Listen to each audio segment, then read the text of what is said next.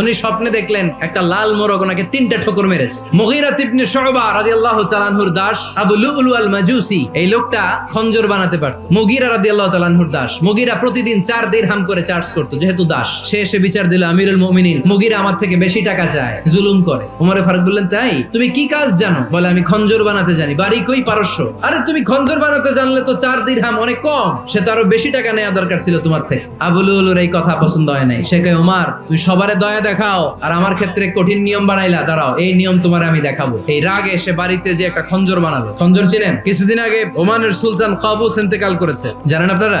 ওনার এই কোমরের মধ্যে খঞ্জর থাকতো, ছবিতে দেখছেন? আরব শায়েখ যারা সুলতান আমির, সে বাসায় যে একটা খঞ্জর বানালো, যেই খঞ্জরের 2 মাথা আর ধরার হ্যান্ডেলটা মাঝখানে, এদিকেও ছুরি এদিকেও ছুরি, যাতে এইভাবে মারা যায়। সে ধার দিতে লাগলো আর বললো, ওমর দাঁড়াও তোমার আমি দেখাবো। ওমরে ফারুক মসজিদে নববীর ইমাম, ফজরের নামাজের সময় এই আবু লুলু আল মাজুসি চাদর পরে লুকিয়ে লুকিয়ে, সে অগ্নি উপাসক, মুমিন নয়, ওমরে ফারুককে অ্যাটাক করার জন্য গেলেন। তখন ওনারা অন্ধকারে নামাজ পড়তো। নামাজের সময় যখন হলো, লুকিয়ে লুকিয়ে প্রথম কাতারে ওমরে ফারুকের পিছনে মুয়াজ্জিনের পাশেই দাঁড়ালেন, হাতে খঞ্জর। একামত হলো, ওমরে ফারুক সালাত শুরু করলেন, ফজরের সালাত, আল্লাহু আকবার শুরু করলেন, সূরা ফাতিহা বললেন। আরেকটা সূরা যখন পড়তে যাবেন, in the meantime Abu Lulu এই খঞ্জর নিয়ে ওমরে ফারুকের বুকের মধ্যে 3টা স্টেবিং করলেন। একটা মারলেন নাভির নিচে, মারার সাথে সাথে পাকস্থলী কেটে গেল। আরেকটা মারলেন পাজরে, পাজর ছিঁড়ে গেল। 3টা মারার পরে ওমরে ফারুক বললেন, কাতালানি আল কালব, এক কুকুর আমাকে মেরে ফেলেছে। পেছন থেকে এক সাহাবীকে টান মেরে সামনের দিকে নিয়ে গেলেন, তুমি নামাজের ইমামতি করাও। আর ওমরে ফারুককে বাকিরা ধরাধরি করে পেছনে নিতে আরম্ভ করলেন। আর এই আত্মাই আক্রমণ যে করেছে, সে কাতারের মাঝখান দিয়ে যেতে আরম্ভ করলো আর 2 দিকে ছুরি মারতে আরম্ভ করলো। 13 জন সাহাবীর গায়ে ছুরি মেরেছে, 7 জন সাহাবা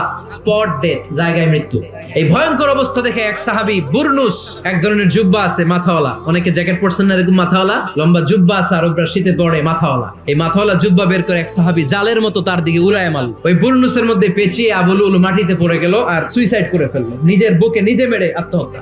যেই সাহাবীকে ইমামতির জন্য দাঁড় করালেন, উনি ছোট্ট সূরা দিয়ে প্রথম রাকাতে সূরা আল কাউসার, দ্বিতীয় রাকাতে সূরাতুল ইখলাস দিয়ে নামাজ শেষ। ওমরে ফারুক বেহুশ, সবাই কান্নাকাটি করতেছে, সবাই দেখতে গেলেন, এখন হুঁশ ফিরে না। মুখের মধ্যে, মুখ খুলে রাষ্ট্রের চিকিৎসক মুখের মধ্যে দুধ দিলেন, ওই নাভি দিয়ে দুধ বের হয়ে যায়। তারা বললো, ওনারে বাঁচানো সম্ভব না, দেখেন হুঁশ ফিরে কিনা। হুঁশ ফিরলে ওনার পরে কে আমির হবে, উনি যেন প্যানেল ঠিক করে দিয়ে যায়। সবাই তাকিয়েছে ওমরে ফারুকের চোখের দিকে। আল্লাহর মেহেরবানিতে ঘন্টা খানিক পরে উনি চোখ খুললেন। চোখ খোলার পরেই বলেন নাই, ও মা আমি মরে যাই। চোখ খোলার পরে উনি বলেন নাই, কে মারলো আমারে। চোখ খোলার পরে উনি বলেন নাই, আমার পরে নেতা কে হবে। চোখ খোলার পরে সর্বপ্রথম কথাটি ছিল, আসল্লান নাস, আমার নেতৃত্বে যে ফজরের নামাজটা শুরু হয়েছিল, এটাকে ঠিক মতো তোরা পড়েছিলি?